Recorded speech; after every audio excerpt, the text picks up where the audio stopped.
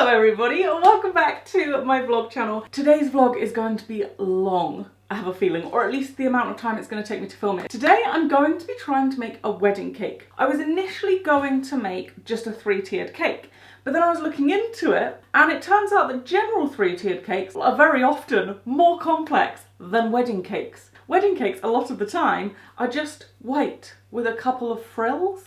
So I figured today I'm going to be doing a wedding cake, and next time I want to do like the fanciest 3-tiered cake. I kind of want to do a pastel masterpiece and do like gradient icing, and I just want to have a great time with it. But for today, I'm going to do a very simple wedding cake. When I say simple, I mean it's going to be white with some piped icing, and maybe if I fancy it, I bought this thing, which apparently you can make roses with.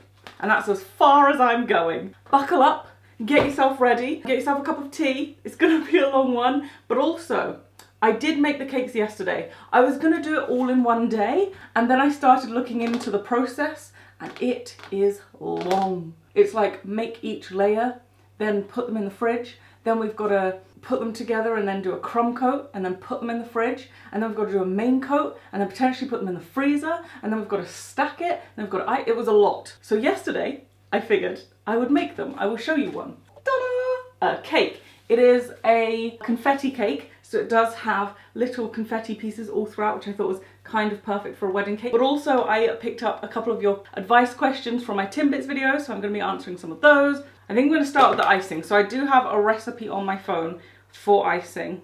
We want 2 cups of butter. This butter is so soft it's actually leaked a little. Oh dear. We're off to a great start. 2 cups of butter. How many grams in a cup of butter? 1 cup, 225. So we want 2 cups, so that makes it basically 2 of these, but just a slight bit less. It makes it 450. Or at least I make it 450. Let's measure out some butter. Nick and I will be the only people eating this cake, so if you see any poor, what's the word, hygiene, ignore it. No one cares. It's chill. We're just gonna slowly make our way through this cake over the next goodness knows how long. I just want 450, so I'm gonna have to take out, quite a lot.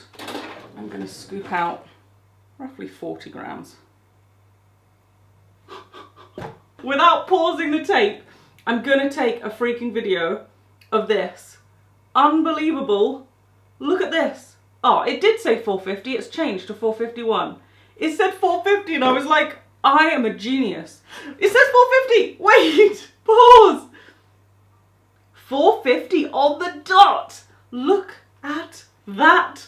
I am so impressed with myself. I don't even know which order I meant to mix this. Oh wait, it says here. Beat the butter and sugar together, then add the rest. Right, so I want 6 cups of confectioner's sugar. I don't know whether to use a cup or to use grams. I might just use grams. I feel like grams is a much nicer way of working, to be honest. I realise some people watch my videos and they're like, why don't you just use a cup? Cup measurements to me, there's so much room for error. Like there could be air pockets in there. You might level it nicely, someone else might heap it. And also, there's a difference between US cups apparently and cups, because this is a US cup, but I've got another cup that is not as big as that. There's just so much room for error. I'm gonna work in grams. Icing sugar, 1 cup's 130. So I want 130 times, my brain isn't working. So we're gonna start with 6. And then it says to add some more if necessary, which is almost this entire bag. I did 2 hours of Spanish. I was so impressed with myself. I've also just started using Duolingo. So I was using Babbel before, and then I've just switched over to Duolingo, and I tell you what, I love them both, but I think Duolingo works better in the way that I learn. Like it just keeps going over things again and again and again and again, and I think I just learn better that way. And one of the instructional recipe thingies that I read, somebody said to use a paddle rather than a whisk. I forget the reasoning, but I'm going to use a paddle because a baker said to use a paddle. We're going to try and get this into the stand mixer. I'm also not entirely sure how thick this needs to be, and I don't know if I've got enough. I am so glad I got the stand mixer out. I feel way better. That's doing a blooming brilliant job. Now, I think I'm meant to go until it's quite light in colour, and I need to add some of this. Oh goodness, okay, it's just spitting it out. Okay, I'm gonna pause that for a second. Oh, this is the one. It's from addapinch.com. It says, I also use the paddle attachment as it makes a smoother, fluffier buttercream than using the whip. It says 3 to 4 cups. Which one? Give me exact things. I don't like it when you give me ishes and maybes. Oh my goodness, I am not doing well. This is why I said it would take all day. Okay, so 2 to 3 tablespoons of heavy cream, which is 4 to 6 because I'm doubling it. How long do I whisk for? Can you over whisk frosting? I don't know these things. It looks good. However, it doesn't look sturdy. So I'm gonna add some more of this icing sugar. And then I saw that if you add a teeny tiny little bit of purple, it can counteract the yellow and make it more white. So let me add some more of this then. Okay, this is how we're looking. It's looking pretty good. It is quite cream-esque.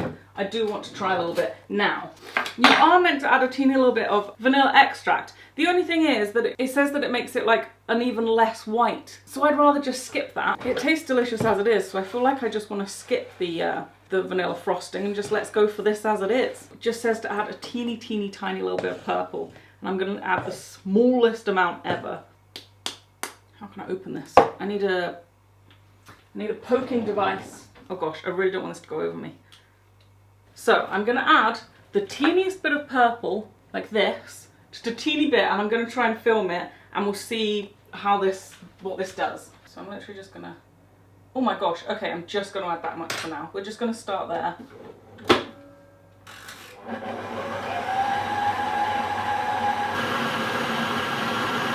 Okay, it is looking whiter. I'm happy.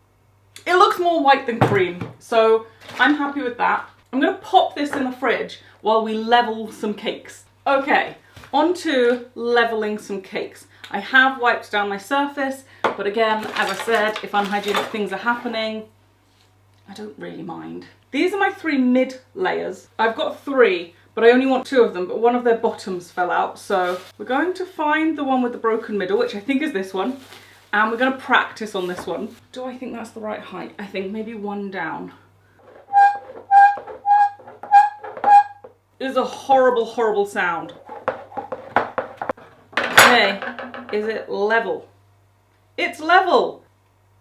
That's pretty good! So I'm gonna level this one, and then we're gonna pop them together on this little cake board. This is going better than planned so far. Look at the fit! Oh. Amazing.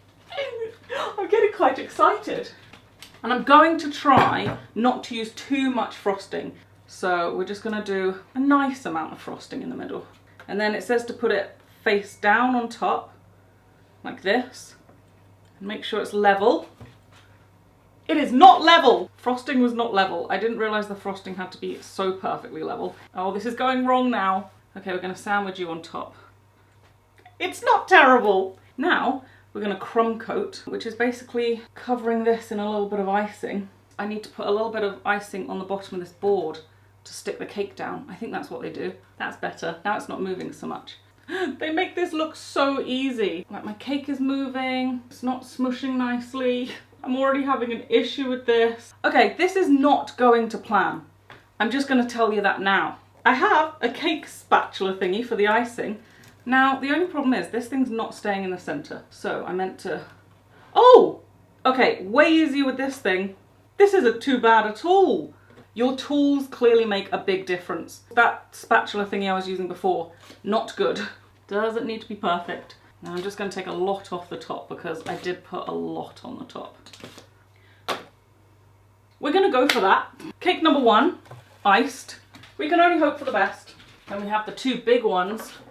What I'm doing next is basically repeating that 3 times. So while that's going on, let's have a chat. So in my Timbits video, I asked if you wanted to leave some advice type questions, and some of you did. So I'm gonna chat through some of those. So I wrote some down. I got one from somebody called Rebecca. Hi Rebecca, thank you for your question. And she said, how do you know if you're dating the right person? She said she's talking to someone at the moment and every now and again their conversation goes dry, but the conversation that they are having, she's enjoying, or somewhat. I've ad-libbed just a little bit. So starting with the conversation part of it, it depends how long you've been seeing this guy and how you feel when the conversation pauses. So Nick and I have obviously been together for a long time now, and in our conversation there are pauses. I feel like pauses in a conversation are very normal. Like a lot of the time conversation will flow from one thing to the next, but there will be pauses. I think it doesn't make sense for there never to be pauses. I question how you feel in those pauses. Now if I'm seeing someone like my managers or an acquaintance or someone that I'm not as close to, then during those pauses I feel quite stressed and I'm like, oh my gosh, I need to make conversation, what shall I talk about? Oh my gosh, I can't think of anything. And maybe if you're in the initial stages of dating, then you might be feeling that. But if you're further along, I feel like during those silences, you should feel kind of just content.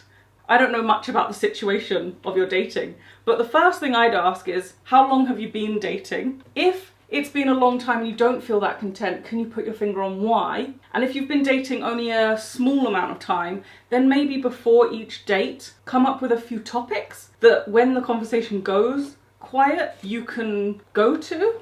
Oh, this is also meant to go to a different bowl, isn't it? Because it's like crumb coat excess. Do you know what? For a first time, come on now, that's not terrible.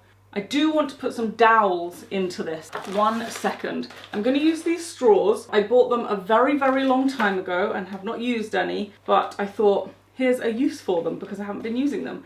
So apparently you just doop, doop, doop, and then you mark on where that goes up to, which I feel like, will the icing not tell me? If I just snip that off. Someone did say, because the little ones slip around so much, to get a dowel in like pretty soon to stop it slipping round. So I'm gonna put a little bit of icing on this and then I'm gonna shove a straw through the middle. Now I don't have a cake board for this one, so we're just gonna have to wing it. Okay, that is now iced, put in the fridge. I'm now gonna wait just 10 minutes for that to set a little bit, ice them again fully, and then we will start stacking, which I'm very nervous for, I'm not gonna lie to you. Are you dating the right person is a very open-ended question. Something to consider is, do you fancy this person and like this person, or are you just hooked on getting someone else to like you? Do you just like that attention from the other person? Because a lot of the times, early on in those relationships, I think a lot of people are just trying to get somebody else to like them, and you're portraying this version of yourself to get them to like you, and I feel like you can get quite caught up in that. Do you actually like them? Like, do they share the same values as you? Do they make you laugh? Do you feel comfortable in their company? Do they make you happy? Those kind of questions, ask thinking about yourself. Be selfish and think about yourself. Are you happy in the relationship, or are you stuck trying to make that other person like you and trying to make that other person happy to be around you? So that was Rebecca's question. I feel like I can't answer much more without more detail, and I'm thinking about potentially setting up like an email that you can write into so it can be anonymous. The second question, just while we're waiting for the cakes to come out, comes from Charlotte. She asked about tips for overthinking. Now, I am a huge overthinker in everything. I feel like when people say overthinking, you assume you're overthinking situations, but I just overthink everything. I think so deeply about things that you don't need to think deeply about. However, recently, I've been trying to cut back on the overthinking of worrying about other people. Like, I enjoy the fact that I think so much. I love that about myself and don't want to change it, but sometimes I think just too much about friends and people and how much they like me and scenarios that have happened. This is a big one, and I'm sure lots of you do this as well. You have a conversation with someone and you leave that conversation and then you go into overdrive, like, did I say the right thing? Were they annoyed with me? Did I not pick up on the social cues? Like, you just overthink things so much. I'm like training myself to get into the habit of going, doesn't matter, move on, and just cut my thought process short. But something that's helping with that is TikTok. I'll take a video and then I'll start overthinking that video and being like, nobody wants to see this, it doesn't matter, blah, blah. And then I literally just say to myself, doesn't matter, stop worrying about it, post, and I'll click it. And that's it, there's nothing I can do about it, because if I then download and repost that video, it ruins it. Whereas on Instagram, if I go, oh, post, and then I change my mind, I can take it back and repost it another time. But on TikTok, if I post it and change my mind, I can't take it back because it's got a watermark on it. But I'd rather just be like, post, done. And then the other thing, let me just get a cake out to start icing while I continue this conversation. So when you're overthinking how much people think about you, especially when it comes to things like insecurities and such, question how much you worry about their insecurities.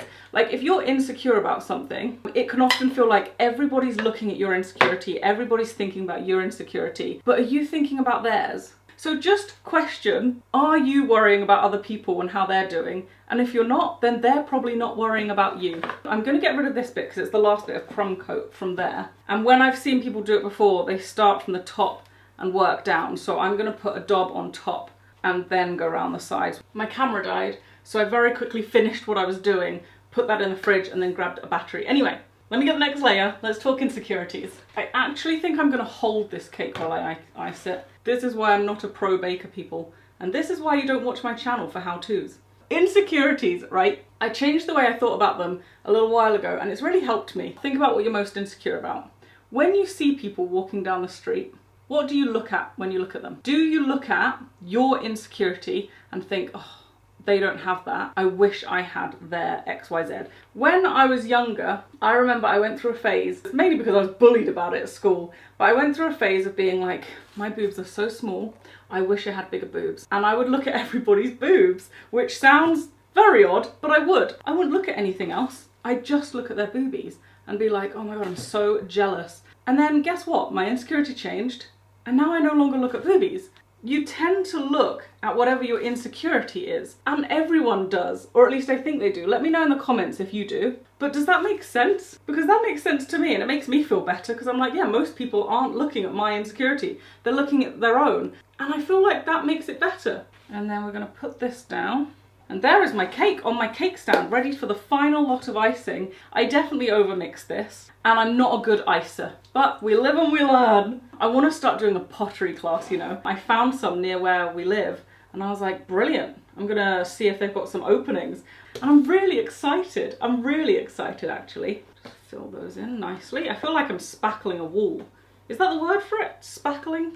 It doesn't look terrible. Do you know what? I'm not going to be making my own wedding cake. I don't even think we're going to have a wedding cake. So I don't think it really matters how badly this turns out because it's not a trial run or anything. It's just me having a bloomin' great afternoon, making some yummy food and talking to my pals. We're going to start stacking and we're going to move on to my final question. Part of me, very excited to chat about. The other part of me, nervous that some of you are going to zone out entirely here and this is not your thing. Just stick around for the cake making and ignore what I'm chatting about if this is not your thing. We're going to talk a little bit about finance. I'm going to try and keep it short as possible, but I do like to talk, so I'll try my best. Am I meant to put a bit of this down for it?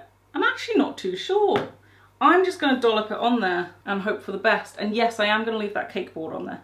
Nothing I can do about it now. How on earth do I get this down? I'll take it. I'm gonna pipe around the bottom because apparently that's what you do. And then we're gonna try and decorate a little bit. Amber, hi Amber if you're watching, asked for me to talk just a little bit about investing. I'm gonna start by saying not a financial advisor, and please look into everything that I say yourself before taking any next steps. That's what I want to make very, very clear before I go any further. But I'm talking about investing long term. Okay, I'm not talking about day trading or swing trading or investing in crypto, getting a bump in the market and pulling it out in 2 weeks' time. What I'm talking about is investing long term, putting your money into an ETF which historically has shown and given good results and leaving it there for the next 40 to 50 years until you retire. That's what I'm talking about. So please do not get it confused. Please do not think that I'm talking about, you know, making a quick buck. Investing long term is not about making a quick buck. It's literally about making sure that your money is, if anything, a bit safer than what they'd like you to believe with banks. I think we've been let down a lot with what they teach us at school. And what they don't teach about is finance, which I feel should be taught in school, because guess what? Everyone, once they leave school and once they get a job, needs to deal with finance. It's not good. It's not a good cake. I'm going to change the head of this, and I think we're going to have to try and cover this as much as we can in some frosting. Okay, so you may have heard about something called inflation, and inflation goes up by, I think it's something like approximately 3 to 5% every year, and that basically means the price of goods and services increases roughly 3 to 5% per year. So everything is sort of relative, sort of. I think I've got this. Oh my goodness, I don't know how this is happening. I seem to have piped pretty well. I'm not gonna lie to you, I'm pretty happy with that. So my dad said that at one point he was paying, and I could be getting these figures wrong, but I'm pretty sure he said he was paying £16 rent. But his wage at that time was 30. So to us, £16 is nothing, because times have changed, money has changed, inflation has happened, things have increased. But to him, it was like, okay, well that's half my wage. So to someone nowadays who's making, say, £2,000 a month, half of their wage is £1,000. And that, again, is a decent amount to pay for rent. So everything kind of is relative. So let's say you put £10,000 in your bank to save, and assuming you don't add to it or take away from it, in 40 years, your bank will say £10,000. It won't have changed. But the problem is the value of that £10,000 will be drastically different because the cost of everything will have gone up. So when people put money into savings into the bank, it's amazing if you've got savings, and that's really, really great. But I think people don't realise that that £10,000 that seems like a lot now won't be so much when you want to use it in the future. And that's why people invest.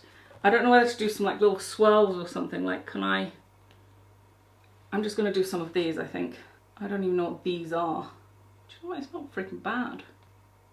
It's not terrible. I don't hate it. If you invest your money into the stock market, and if you invest wisely, something like the S&P 500, that has historically, through all of the data that they've got, gone up by roughly like 10% every year. Which means if you put your money into an ETF, and that goes up by 10%, and inflation means that your money goes down by 3%, then roughly every year through investing, your money would go up 7%. Cake is done. This is what it looks like. It's not terrible. It's my first ever 3-tiered cake. So do you know what? I'm really quite impressed with it. That is not terrible for my first ever 3-tiered cake, ever. It's the first time I've done piping like this around a cake. It's the first time I've stacked a cake. So this is my cake. I hope you did enjoy watching me film this video. Let me know what other advice you would like in the comments for me to touch on in the next video. Maybe if you actually like my advice, I should start doing longer sit-down videos rather than trying to talk while I'm trying to bake, because it's really not that easy. Okay, I think the audio is going to be blown out in this whole video, which is tragic, but I'm going to chop into my cake.